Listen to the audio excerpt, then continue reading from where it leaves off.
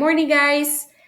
Our lesson again, we're back in the ocean, and this time we are going to talk about creatures. Okay, I know I said that we were going to talk about more about the ocean floor. Well, I decided just to move on because you are going to discuss that again in fifth grade. So I just wanted to give you, I guess, an introduction of what the ocean floor is. Okay. So today, ocean creatures, ecosystem, you it's hard to imagine. Well, maybe it's not hard to imagine, but there's also ecosystems down there under the ocean. So there are, and we know that an ecosystem is living and non-living things in an area. So you'll get to know what type of ecosystems there are there, not to its full extent or not very deeply, but you know that wherever there are sea creatures, there is going to be an ecosystem there. Okay, so ocean depths, there's shallow and deep. And in our next slide, we will be studying about the different kinds of zones in the ocean. So whatever zone you are, there is life. Okay, so the ocean is full of life. Now, there are two tiny organisms that I want to talk about, and they are called the plankton. I'm sure you've heard of it. There are two kinds of plankton, as you can see there. There's a plant plankton and an animal plankton. So both of these are really microscopic. Okay, so they're super tiny. Okay, you need to have a microscope to actually see them. Okay, so super tiny, and there's a plant plankton and an animal plankton. So a plant plankton lives near the surface of the ocean. So as you can see here, the scientific name for a plant plankton is called a phytoplankton. Okay, so phi, because they need photosynthesis to survive. So any kind of plant needs the sunlight to thrive, right, or to stay alive. So that's why they're called the phytoplankton. Now, an animal plankton, it lives in all the depths of the ocean. So wherever you are, there will be animal planktons there. And the scientific name of an animal plankton is called the zooplankton. Okay, so both of these planktons, guys, are drifters. Okay, they just drift along with the currents of the ocean. Okay, so here's a little note here: several kinds of whales and sharks eat only zooplanktons. Okay, so these are the different kinds of zones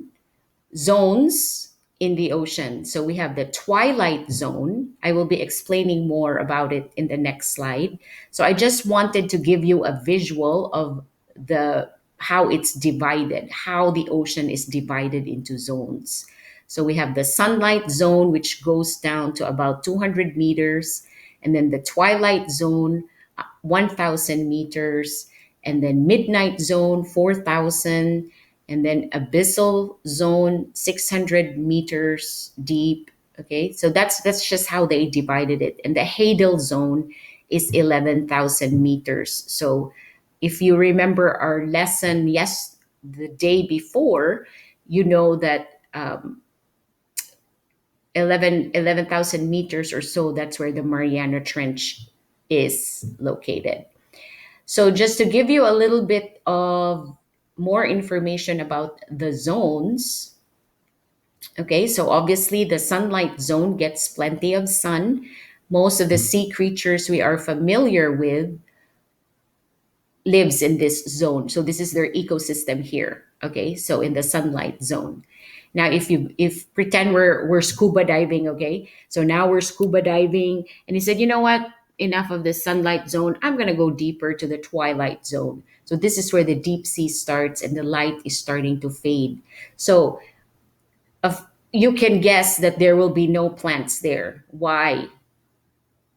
Okay, obviously it's because plants need sunlight, and if there are no if the sunlight can't reach on this zone, then there will be no plants. There's still a little light there, but it's not very. It's just very very light. So the animals that you can see in the twilight zone, or that lives in the twilight zone, is the hatchet fish and the cuttlefish. And at the end of this lesson, I have a picture of the hatchet fish. Okay. And then let's go deeper down. Okay, I've seen a cuttlefish, and then I've seen a hatchet fish. I'm good to go. I'm going to go to the midnight zone. So there is no sunlight at all here in the midnight zone. As you can guess, midnight. When it's midnight, it's dark. Not unless you're in Europe and it's the longest day, which it doesn't get dark until, like, I don't know. When I was there, about, I think it started to get dark around 11 o'clock, or not even 11, but it was still light. So it was really weird. But anyway, so the midnight zone down deep in the ocean, there's a creature there called the anglerfish. Now, I remember this scene in Finding Nemo where Dory and the dad of Nemo were talking, and all of a sudden she saw this little strange bright light and she got distracted. So that's the anglerfish. Now, dive deeper. Obviously, at this point, we cannot be swimming. We should be under a submarine already, because in the abyssal zone, temperatures are freezing and the pressure is super extreme. So the only thing I can think of about pressure, to give you a picture in your head, it's like an elephant standing on a piece of paper.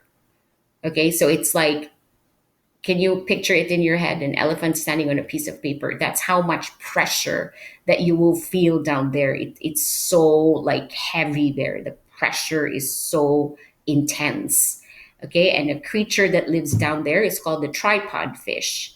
Now, if you remember our prefixes, tri means three. Okay, so you can guess that if you look this up, what does a tripod fish look like? So maybe you can tell me why it's named tripod fish. Now, go deeper down. This is where we will become very adventurous. If we wanted to see the Mariana Trench, that would be the Hadal Zone, which is mostly the deep trenches. And can you believe it? There are still creatures down there. And the example I have is the Dumbo octopus and the snailfish. So guys, if you look up Dumbo octopus, you'll know why it's named Dumbo octopus. So um, so those are the zones. That's my hatchet fish. It is ugly in my eyes. I don't know. It's really bug-eyed. So I guess you can guess why they have big eyes, because in the twilight zone, it's already dark there, and they are also bioluminescent, meaning they can give light. So obviously, they probably are bioluminescent because God created them that way, so that they can see where they're going. So God is so amazing. He thinks of everything. Everything that God has created is incredibly amazing. So you are going to so after this short lesson, go back to my instructions in your assignment and you will know what it is. But anyway, guys, I really really miss you, and hopefully, God willing, we will be together again. All right, bye.